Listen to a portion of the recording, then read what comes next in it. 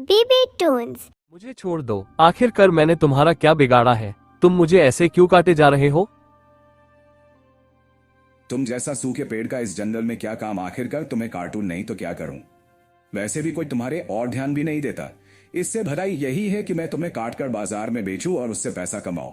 नहीं नहीं, मुझे और मत काटो। मुझे बहुत दर्द हो रहा है। तुमने मुझे और काटा तो मैं मर जाऊंगा।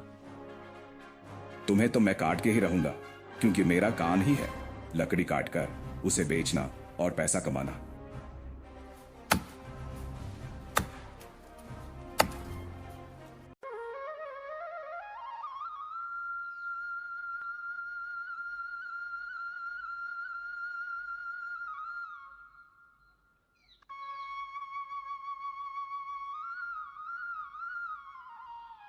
बहुत समय पहले की यह बात है।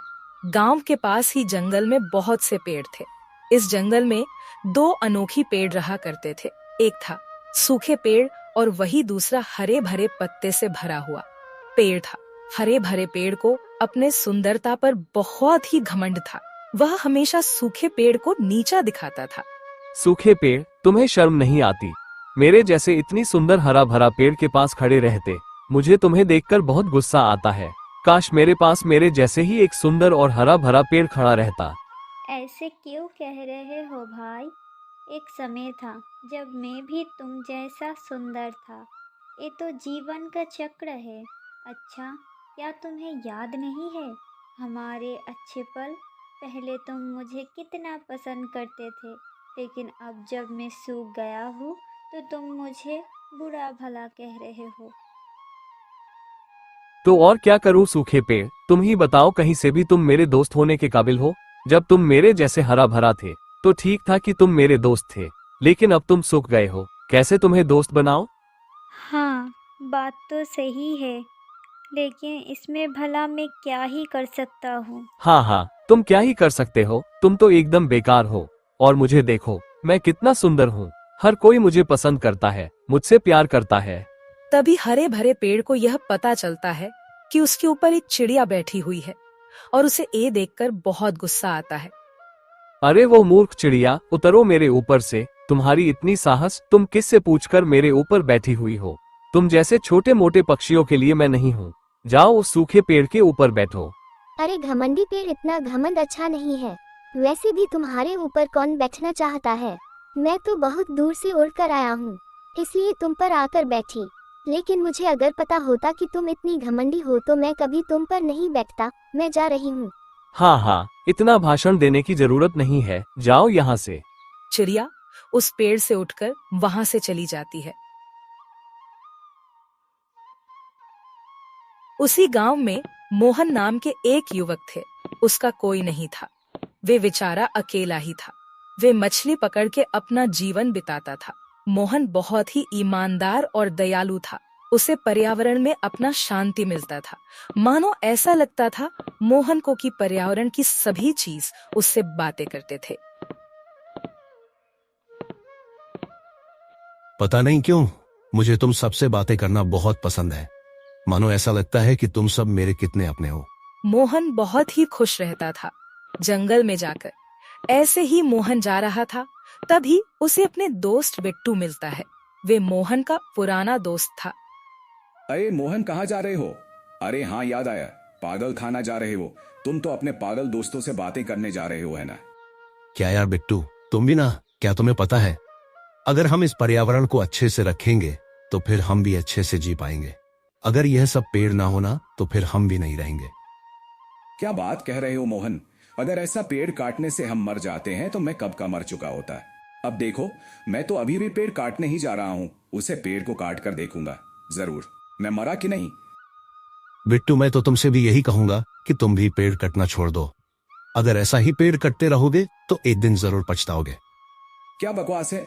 तुम अपने काम से काम रखो, मैं चलता हूँ। फिर बिट्टू वहां से चला जाता है। बिट्टू एक लकड़हारा था। उसने जंगल के काफी सारे पेड़ कट चुका था और आगे भी वह पेड़ काटे जा रहा था।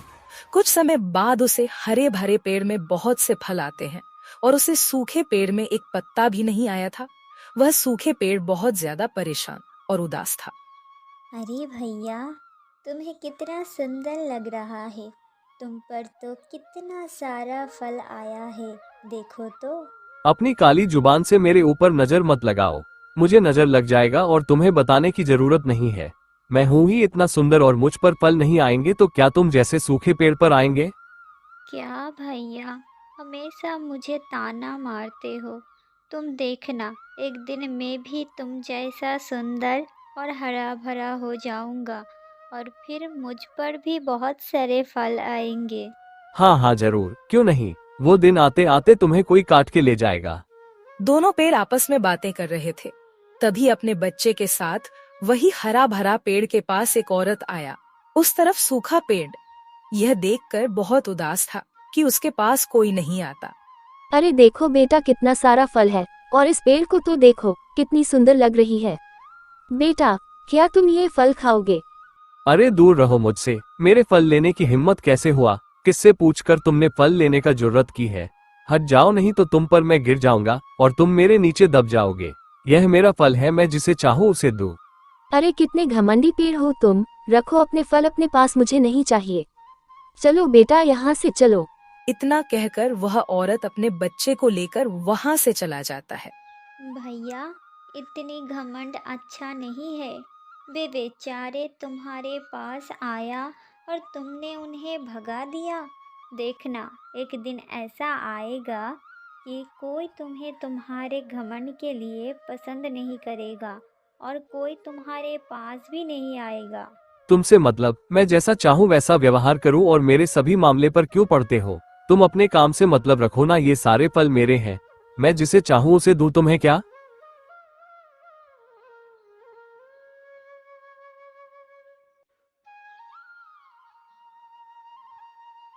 एक दिन मोहन चलते चलते उन दोनों पेड़ के पास आ पहुंचता है और उस सूखे पेड़ को उदास देखता है। क्या हुआ प्यारे पेड़, इतना उदास क्यों हो? मैं जंगल के सभी पेड़ से मिलकर आया हूँ, सभी तो बहुत खुश है। तुम इतना उदास क्यों हो?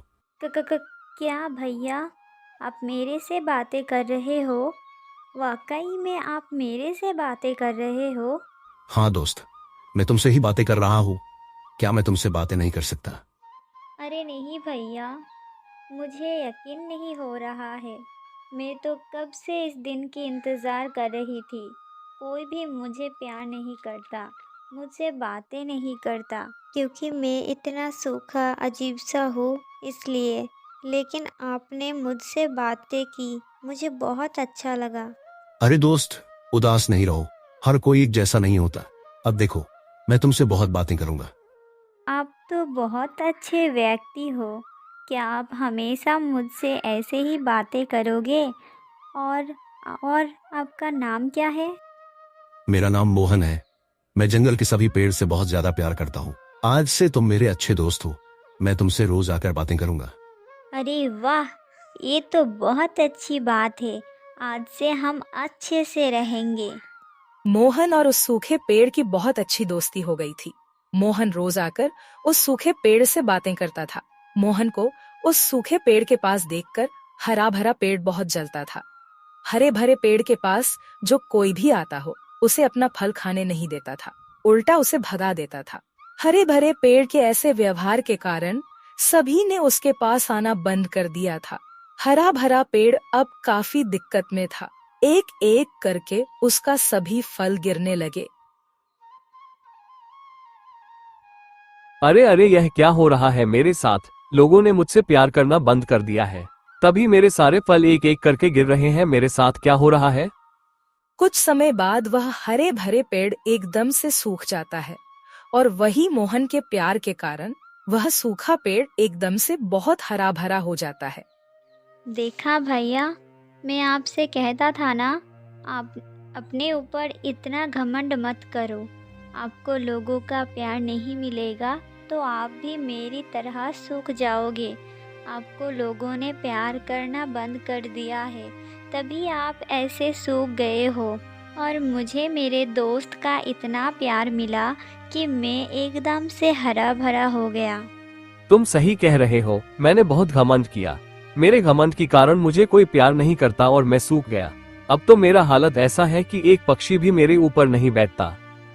भैया, ये सब आपके घमंड के कारण ही हुआ। अब आपको ऐसे ही रहना होगा। कुछ दिन बाद मोहन अपने दोस्त से मिलने आते हैं। तभी यह देखता है कि वह पेड़ हरा भरा हो गया है। वह देखकर बहुत खुश हो जाता है। अरे वह मेरे दोस्त, तुम तो बहुत सुंदर लग रहे हो। तुम तो एकदम से हरा भरा हो गए हो। तुम्हें ऐसा देखकर मुझे बहुत अच्छा लग रहा है। हाँ दोस्त, तुमने सही कहा।